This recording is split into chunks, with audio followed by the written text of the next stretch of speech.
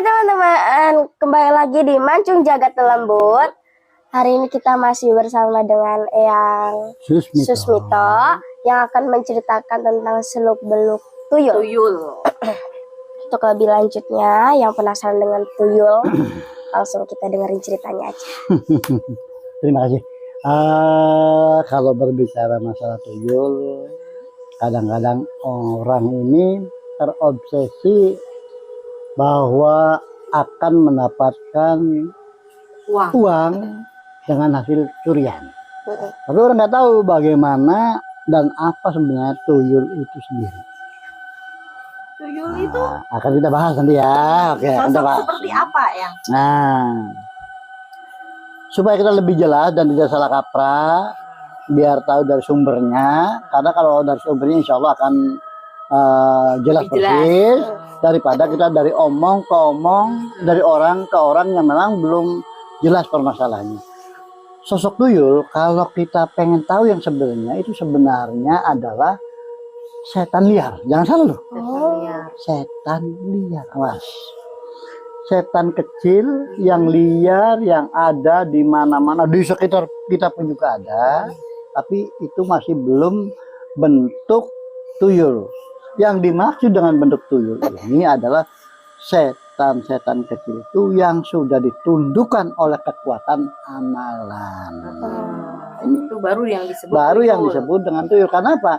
Kalau sudah disebut dengan tuyul, ini berarti si setan tadi sudah tidak kembali lagi ke alamnya, tapi sudah menjadi tundukan kita atas kekuatan amalan itu.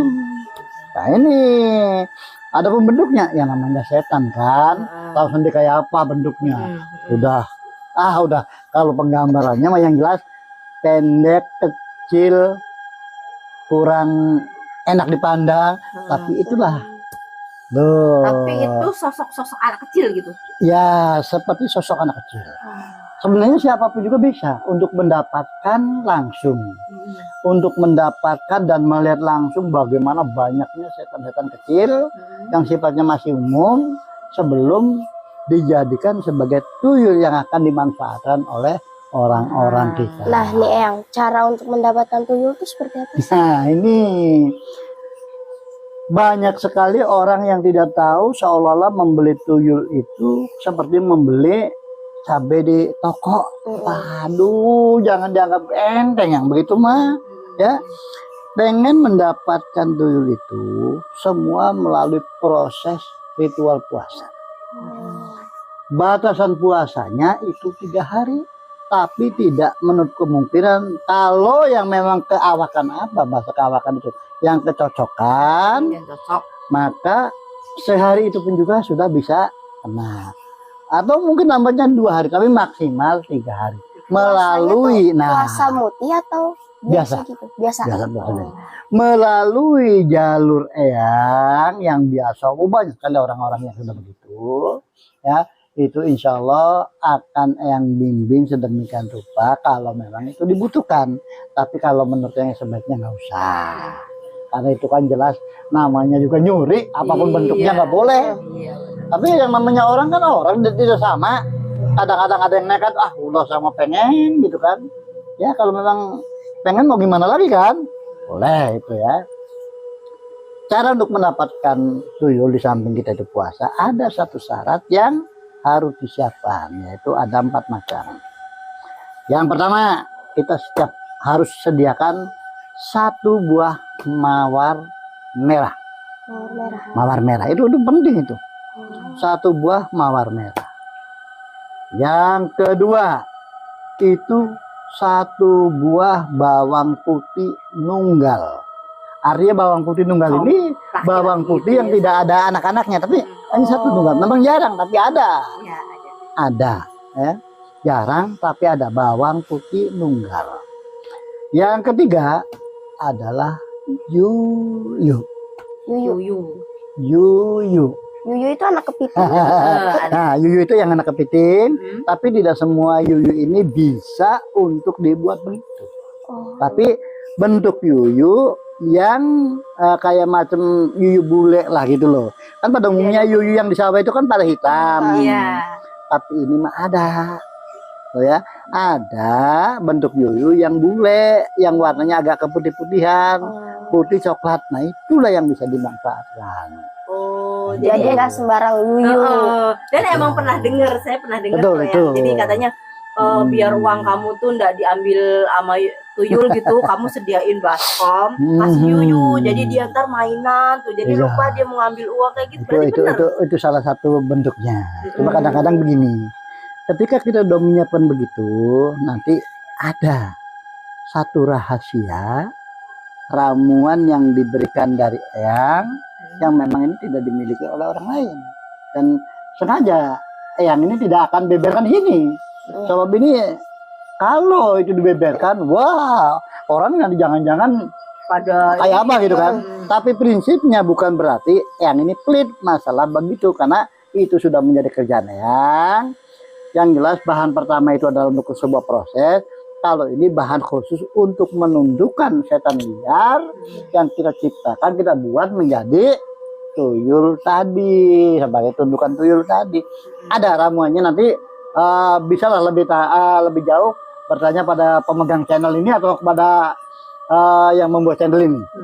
Tapi insya Allah ketika nanti ada pertanyaan yang sifatnya pribadi, insya Allah nanti yang akan balas melalui jalur channel yang ada gitu, supaya kita lebih enak gitu ya. Ketika orang ini akan puasa, akan mendapatkan tuyul dari eyang, maka pertama eyang ini menyuruh orang itu untuk berpuasa pada hari apa saja, mau di tempatnya eyang boleh, mau di tempatnya orang lain boleh, mau di mana juga boleh. Sekalian diberi nanti amalannya untuk apa istilahnya, untuk menjiniskan atau menjasadkan yang tadinya tidak timbul, maka akan menjadi kelihatan. Nah, sekaligus akan diberikan ramuan khusus dari eyang yang nanti ramuan ini akan disemburkan kepada si tuyul, si setan-setan tadi. Oh, bisa kelihatan misalnya? Pasti bisa. Sini yakin pasti bisa. Itu. Dan tadi kan ada 4 tuh eyang baru sebutin 3 sampai yuyu. Ya, satu lagi nih apa? Satunya mah benang. Benang kasur itu. Nah, tapi yang jelas benang kasur itu apa, bawang putih tunggal, yuyu sama itu merah, mawar merah, maka itu menjadi satu kesatuan. Nah, itu mah nanti untuk membawanya, untuk tanda khusus. Tapi ini yang akan saya sebutkan sekarang adalah bagaimana untuk mendapatkannya terlebih dahulu. Nah, itu kan, karena memang tidak ada di warungnya. Tapi siapapun juga diyakini kalau siapapun bisa. Pertama tadi puasanya harus 3 hari. 3 hari itu tidak mesti 3 hari. Kalau 1 hari sudah kena, selesai. Kalau 2 hari kena, selesai. Tapi kalau lambat-lambatnya 3 hari, selesai. Tapi insya Allah pada umumnya di hari pertama keduanya itu rata sudah. Nah, cara untuk kena ketika kita puasa sambil wirid, ini di kamar, lampu dimatikan, kita siapkan ramuan yang dari eyang tadi. Nah, sambil kita wirid yang dibaca, amalannya ada nanti ya, itu kan. Nah, begitu amalan itu sudah dibaca dan sebagainya, itu dengan sendirinya itu dipastikan dengan sendirinya yang namanya apa, setan-setan kecil kumpul sekamar. Jangan nggak percaya. Wah, udah banyak sekali, banyak ya. Ketika itu udah pada kumpul di kamar itu, karena udah dari tembok juga pada datang, kita ini seolah-olah berada di tengah-tengah karena sedotan dari kekuatan amalan tersebut yang membuat mereka nggak bisa lari dari kenyataan. Begitu mereka situ ini apa, si setan-setan kecil ini pada kumpul, maka jangan lupa berhentikan wiridnya dan ambil apa yang ramuan dikasihkan oleh eyang tadi, dan ramuan itu tolong semburkan ke si kecil-kecil itu.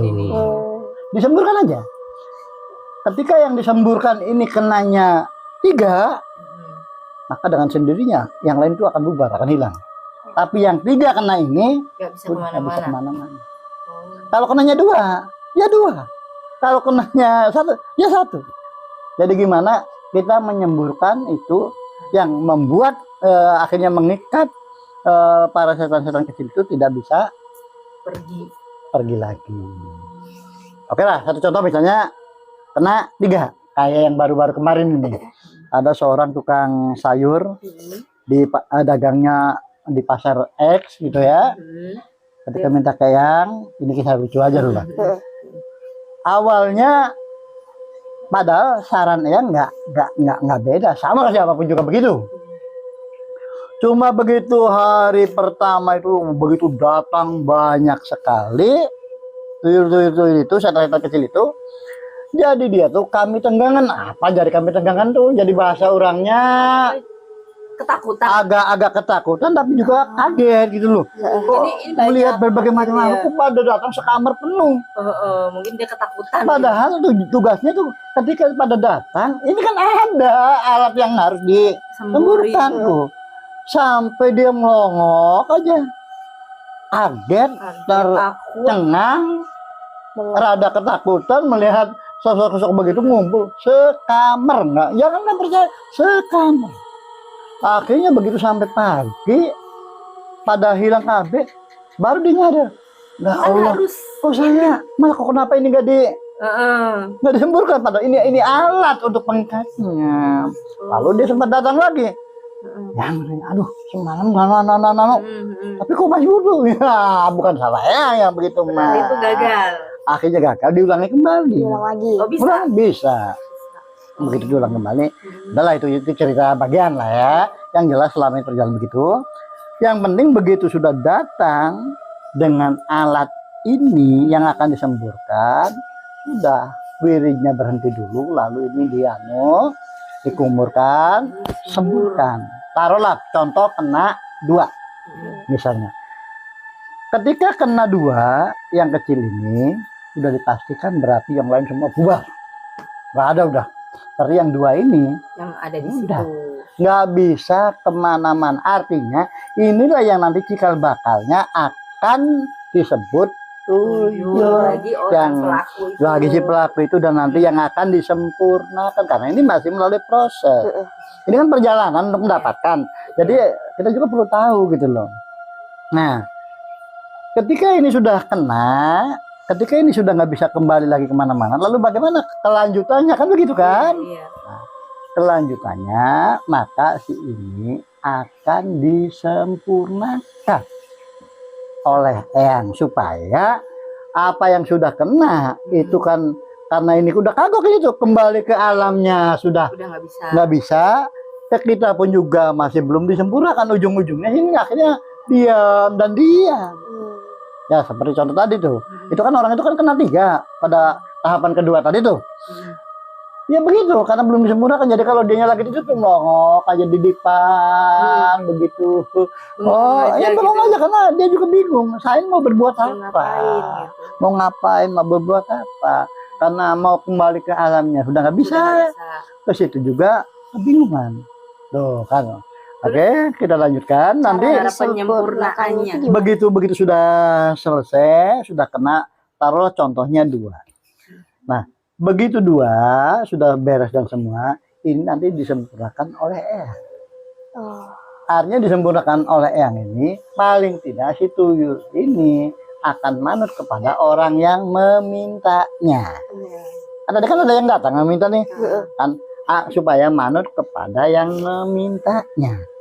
Ketika ini sudah disempurnakan oleh Eyang dan ini manut kepada si yang memintanya, bukan membeli ya, nggak ada barang beli jual beli kayak apa ya, yang memintanya, maka ini berarti sudah mengait untuk kepada orang yang memintanya, yang pada akhirnya kalau syarat-syarat tertentu sudah dipenuhi, maka ini sudah bisa dibawa pulang oleh itu. Tapi ada beberapa syarat. Pertama, nanti kita menyiapkan kembang kantil. Kembang kantil 3 itu untuk 1 tuyul. Itu bebas, kantil apa aja? Ya, mau putih boleh, mau merah juga boleh, mau pokoknya penting kantil lah. Tujuannya kembang kantil ini adalah sebagai tanda atau syarat, misalkan ini naruhnya di mana? Naruhnya di padaringan tempat beras misalnya, atau naruhnya di bawah kasur tempat tidur, atau di mana taruhnya. Nah, naruh kembang kantil ini satu itu 3 untuk satu tuyul. Kalau berat 2 tuyul contohnya berarti di 2 tempat berarti 6. Yang dibutuhkan itu 6. Dari kembang kantil ini baru kami kontak dengan si tuyul ini. Itulah tempat untuk menaruh duitnya. Nah, maksudnya untuk taruh duit ini tuh. Kembang kantil itu ada sebuah tanda. Karena tuyul kalau tanpa tuyul yang dari jalur kami, kalau tanpa ada kembang kantilnya, itu juga akan kebingungan. Naruhnya, karena apa? Karena sudah dipastikan bahwa dia ini akan dipekerjakan untuk mencari uang. Urusannya masalah mau nyuri, mau ini, mau udah cerita lega. Yang jelas itu adalah satu alat untuk tanda menaruh uang dari hasil usahanya. Selanjutnya gitu kan, dari hasil usaha ini kan di awal sudah didoktrin nih. Artinya sudah didoktrin ini, mereka itu ada yang usahanya di masyarakat, artinya seberapa pun hasil nilainya usahanya hanya di lingkungan masyarakat saja, tergantung dia maunya dikemanakan doktrinan itu. Atau ada yang di pasar. Kalau di masyarakat sudah dia berarti keluar pagi pulang malam atau pulang sore, tapi itu hanya di masyarakat aja, masyarakat sekitar. Cuma kan kalau di masyarakat itu kadang-kadang riskannya banyak orang kehilangan uang yang tadinya dilipetan adanya 1 juta, kok tiba-tiba hilang 2, lipatannya. Jadi heboh. Jadi kan akhirnya heboh, yang lama-kelamaan itu khawatir kan. Memang sih tidak ada pengikat. Kenapa? Loh, sekalipun tuyul ini kena oleh orang yang dianggap pinter untuk ngakali lagi tuyul, memang nggak ada kaitannya dengan kami sebagai pemeliharanya gitu loh. Nggak ada, itu nggak ada. Jadi sebenarnya di sini tidak ada keterkaitan urusan masalah begitu. Nah, kalau di pasaran berarti kita cari apakah pasarnya pasar malam atau pasar di beberapa tempat dan sebagainya. Karena setiap kali di pasaran berarti kita harus ngantar ke sana. Bawa tas, kita antar ke sana, biarkan tasnya dibuka, ditaruh di belakang, biarkan. Jadi dia kalau udah kotak atau apa pasar itu hanya kami yang tahu, bukan orang lain. Ketika udah mau selesai pulang, ya pulanglah diajak, bawa lagi. Dan selalu begitu, mau pindah ke pasar mana atau ke pasar mana. Itu. Atau di ke tempat-tempat yang lain, perkantoran, misalnya, itu ada. Jadi 3 macam ini dari masyarakat, pasar maupun perkantoran, itu mereka punya hak, punya jatah dan mau untuk dipekerjakan di sana. Terus biasanya nih yang diambil itu pecahan berapa? Iya, kan kadang-kadang suka ada yang 100, kadang ada yang 50-an. Tuyul itu tidak ngerti duit tapi ngerti duit. Maksudnya?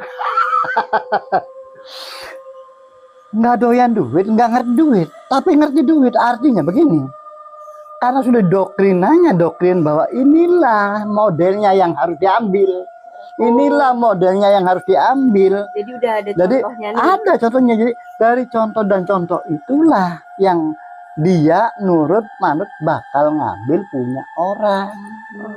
Sebenarnya dia sendiri ngerti apa. Ini kertas apa, ini duit apa, itu nilainya berapa, nggak paham Oh, jadi dia harus tunjukin nih, kayak saya ini 100.000 nih, kamu harus ngambil yang kayak gini, warna ini. Itu doktриnan awal, awas jangan salah. Karena apa? Bedanya kalau dia tidak nurut, keluar dari doktrin itu, yang sudah menyiapkan pecut sabetnya tuh. Apa pecut apa ya? Kalau bahasa kita pecut itu buat hukum gitu, alat buat hukum. Cambuk. Cambuknya udah disiapkan oleh yang itu. Jadi ketika dia tidak nurut atau udah melebar kemana-mana, cambuk itu kalau disabarkan, waduh, nangis kamu minta ampun. Di yang lain mah udah nggak, tapi di yang insya Allah tak kasihkan semuanya sampai ke cambuk-cambuknya pun juga. Nah itu loh. Jadi perjalanan itu setiap hari berangkat. Kerjanya itu dalam 1 minggu itu 6 hari. kecuali hari Jumat. Awasnya. Kenapa itu? Kenapa harus hari Jumat libur? Nah, kalau hari Jumat libur, kita juga tidak paham dengan hal itu, tapi dia sendiri merasa bahwa hari Jumat itu hari sesuatu yang memang harus dia untuk istirahat gitu loh. Untuk istirahat. Nah, untuk istirahat dari Jumat itu, kalau udah mulai jam 5 malam Jumat, jam 5 nih, ini hari Kamis sore nih, jam 5, itu sudah mulai istirahat. Dia nggak mau. Nah, sampai full hari Jumat itu. Hari Jumat itu full, baru dia usaha lagi, kerja lagi. Itu hari Jumat sore mulai jam 5. Loh, jadi semalam malam Jumat, sampai hari Jumat pagi full, begitu jam 5 sore baru mulai berangkat lagi.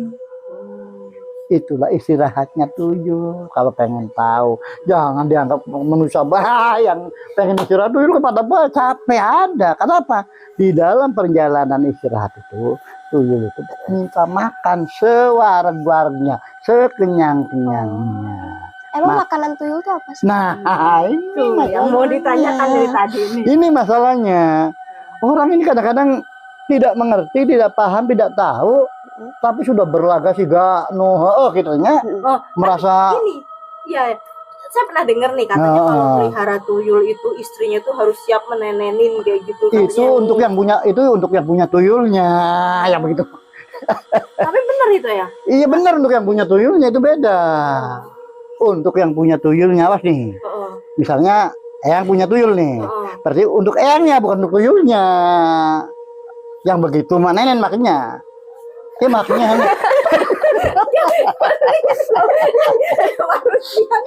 Kayak manusia. Iya, kata eyang juga kan begitu. Itu kan untuk yang apakah benar minum iya, betul. Itu untuk yang punya tuyulnya. Tapi kalau tuyulnya, S-nya tidak begitu. Kenapa bisa begitu kan? Karena orang lain itu tidak paham, tidak mengerti, sehingga ya memang lainnya ke ibadah, akidah ya. Makanya dialihkan supaya orang-orang tuh jangan sampai tertarik dengan dunia itu lah. Mungkin dia nakut nakut begitu ya. Jadi kalau yang sebenarnya makannya tuyul itu hanya seminggu itu sekali. Awas nih. Seminggu itu hanya 1 kali. Nah, 1 kali itu waktunya hanya hari Jumat saja. Tugasnya yang punya tuyul seperti apa? Memberikan penghargaan sepenuhnya dengan cara menyediakan makan sampai sekenyang-kenyang. Dari mulai sore jam 5 sampai ke besoknya jam 5 itu makan aja itu. Oh, jadi makan. Nah, sekarang makanannya apa? Nah, ini yang belum tahu. Nah, jadi kalau masalah nenen ke anu, nonon ke anu, ninin ke, udah enggak itu. Enggak, ya yakin itu enggak, karena hanya sebuah obsesi yang supaya orang ini tidak kira-kira begitu. Pertama, makanannya itu cuma 2 macam. Satu itu telurnya pindang belanak, ikan belanak. Pindang belanak itu orang yang dari laut itu loh. Itu ya. Telur ikan. Telur ikan. Jadi cari telur ikan belanak. Itu yang paling suka. Yang paling suka. Dan itu permintaannya. 1. Kalau telur pindang belanak ini sudah sulit dicari, memang sekarang itu kan serba praktis, sehingga menyari untuk sebanyak itu kan, wah kayak apa? Ada satu lagi yang lebih mudah, yaitu telur ayam kampung. Bukan ayam kampung kan, maksudnya telur biasa, yang ayam biasa, yang telur loh, yang biasa kita masak gitu loh. Coklat itu. Nah itu telur itu dikukus di daun, pengennya tuh. Jadi kita buat kukusan daun yang dipincuk tuh, dipincuk apa diapalah bahasa kita ya. Lalu telurnya taruh di situ, lalu dikukus ya. Nah setelah matang berikan. Selama dia itu belum kenyang, maka pasti dia akan meminta. Pasti akan meminta. Selama belum kenyang, dia pasti meminta. Makanya yang bisa berkomunikasi itu kan bukan dengan orang lain, dengan kita yang punya sama yang bersangkutan. Sehingga kalau dia minta, ya mau tidak mau, kita jangan kemana-mana, tetap hari itu untuk mengabdi ke tuyul itu. Jadi artinya gantian. keseharian dia mencari nafkah untuk kehidupan kita, ya. Nah, pada sisi lain gitu loh. Pada sisi lain, Pas hari Duh, Jumat itu pada gantian. sisi lain pada hari itu kitalah yang mengabdikan dia untuk memberikan makan. Itu selama dia belum kenyang, ya ngukus lagi. Jadi jangan khawatir kalau itu nengen ke kita. Neneknya cukup untuk bapaknya. Nah itu. Terus nih kalau kayak gitu ada resiko nggak sih? Nah, kan dari awal sudah saya kasih tahu bahwa di sini keistimewaannya antara tuyul dengan kita itu sesungguhnya tidak ada keterkaitan apa. Kenapa? Kan tadi udah bilang yang tuh, kalaupun tuyul ini kena, misalnya lagi usaha di mana, kena oleh orang yang dianggap pintar lah, gitu kan. Lalu apakah kita juga kena? Tidak, karena di sini tidak ada keterkaitan masalah tuyul itu saya itu ada tuyul, itu tidak, gitu loh ya. Jadi kalaupun kena, paling itu adalah sebuah pengakuan bahwa misalkan tanya, hari kamu tuh siapa? Tuanya si Fulan misalnya. Paling hanya setahunnya itu. Ketika ada sebulan dia saya didatang sebagai si Fulannya. Saya nggak mau ngomong apa. Enggak. Kan pernah ada kejadian nih, rajanya itu melepuh loh. Nah, itu katanya si tuyul ini ditangkap terus didoain atau apa gitu. Jadi pemiliknya itu jadi pasti kayak kebakar kayak gitu. Insya Allah tidak. Ya. Tidak seperti itu. Yang jelas antara tuyul dengan kita yang memelihara itu tidak ada keterkaitan masalah itu, ya. Artinya kalaupun dia tertangkap, ya itu sudah menjadi resiko dia, gitu kan? Sudah menjadi resiko dia. Tetap kita mah nggak ada keterkaitan dengan masalah. Yang jelas setiap hari ketika kita lagi tidur, lalu karena kita tadi udah naruh kembang kantil itu di bawah kasur. Klotak misalnya, berarti ada uang itu berarti itu usahanya udah pulang, tinggal dilihat saja berapa nilai yang kita dapatkan dari hasil kerjanya si tuyul tadi. Jadi versi Eyang ini lebih apa ya? Gak ada ya memang sebenarnya itu minim resiko gitu ya. Sebenarnya begitu, makanya cuma karena orang ini terobsesinya dengan gaya-gaya bahasa oleh orang yang tidak tahu, dibicarakan oleh orang yang nggak tahu, dibicarakan lagi orang yang tidak tahu lagi. Jadi sehingga ujung-ujungnya takut. Ya begitu. Jadi menimbulkan begitu. ketakutan. Makanya ya insya Allah yang juga tidak nyombong lah gitu ya. Kalau memang ada seseorang yang memang membutuhkan itu, ya insya Allah akan yang bantu sampai dengan selesai. Tapi yang pastinya kalau yang makan berharap sudahlah, tidak harus begitu-begituan. Ngapain sih? Toh usaha yang lain juga kan masih banyak, daripada harus menyuruh si tuyul nyuri dan sebagainya. Itu kan tetap menjadi resiko kita kaitannya dengan Sang Khalik gitu ya, Allah Subhanahu wa taala. Dosa kan itu masalahnya. Loh. Jadi kalau kembang tadi kembali kepada kembang mawar sama apa namanya? Yuyu sama itu putih yang nunggal, itu sebenarnya hanya untuk menjaga, menghantarkan kemana-mana supaya itu yuyu itu tidak lari kemana-mana.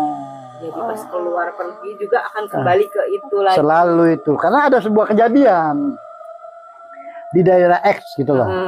Kalau saya sebut mah, taruh daerah Kaloran lah gitu ya. Itu kisah nyata. Pada malam itu contohnya ketahuan diuber-uber oleh orang. Begitu diuber-uber dan sebagainya, ternyata si tuyul itu larinya ke apa? Larinya ke fotokopian, masuk fotokopian. Itu ke mesin fotokopi. Dan akhirnya apa? Fotokopi tidak jalan. Padahal siapa pelakunya pada waktu itu? Ya istilahnya pelaku yang ngorek-ngorekannya. Pada waktu itu Eyang coba naruh ramuan itu bukan untuk tuyul, tapi untuk naruh di rumahnya orang yang punya tuyul. Kenapa bisa begitu? Ketika ramuan ini ditaruh di rumahnya orang yang punya peliharaan, kalau peliharaannya buta hijau, kalau peliharaannya tuyul, itu kalau lagi di dalam nggak akan bisa keluar. Dan Tapi kalau lagi di luar nggak bisa masuk. nggak bisa masuk. Makanya saya ingat pada waktu itu malamnya lagi rame-rame dolanan bahasanya sih, daripada nganggur itu. Ternyata pagi-pagi, aduh jatuh sudah kemana? Itu ada seseorang yang nyari. Padahal memang malamnya lagi dikerjain, dipasang alat gitu oleh eyang tuh. Nyari kemana, jadi kayak orang stres tuh. Nyari Sampai banyak orang punyanya dia gitu. punyanya dia nggak kembali. Makanya kalaupun kita itu tidak mau memelihara tuyul, tapi ramuan itu insya Allah bisa juga dimanfaatkan untuk mengusir. jaga di rumah, jaga di rumah. ditabur di pekarangan kita atau ditabur di pekarangannya orang yang dicurigai punya tuyul, sehingga kalau yang ada di dalam insya Allah tidak bisa akan keluar, kalau yang ada di luar Nggak, insya Allah nggak bisa masuk. tidak akan bisa masuk. Jangan lupa permintaannya itu satu, nanti ketika kita sudah mulai sukses, sudah mulai beres, itu minta kamar-kamar kecil yang sama dengan kamar orang-orang Yang biasa. melihara itu. Itu iya, itu permintaannya. Jadi minta di sana. Tuh, jadi minta dibuatkan kamar, ada ranjangnya, ada kamarnya, ada apa. Itu mereka tuh begitu. Ya nggak apa-apa, kenapa tidak kan gitu kan? Itu permasalahan tuyul ya.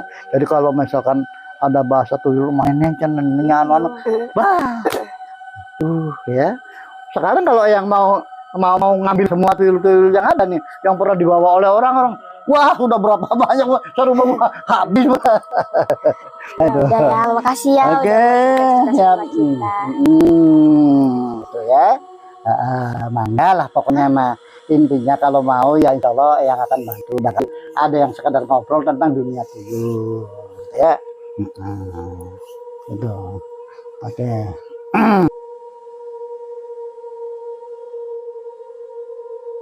Tentang perjalanan bagaimana cara mendapatkan, sampai pemeliharaan, sampai cara-caranya, mudah-mudahan ini bermanfaat buat pengetahuan kita khususnya. Tapi kalau yang punya bakat sudahlah, nggak usah berpikir begitu-begituan lagi. Kasihan orang-orang yang kehilangan. Tapi monggo-monggo saja, barangkali ada saudara-saudara kita yang lagi membutuhkan, monggo. Ya, yang bantu silakan. Udah ya, makasih ya udah mau Ya. cerita-cerita. Buat kalian juga makasih udah dengerin cerita ya, Eyang. Buat kalian yang berminat Minat dan mau menanggung risiko dan risikonya. mahar ya, siap mahar. Pastinya Kita insya Allah bisa bantu. Eyang bisa bantu, bisa hubungin kita. Jangan lupa like, comment, and subscribe. Bye bye.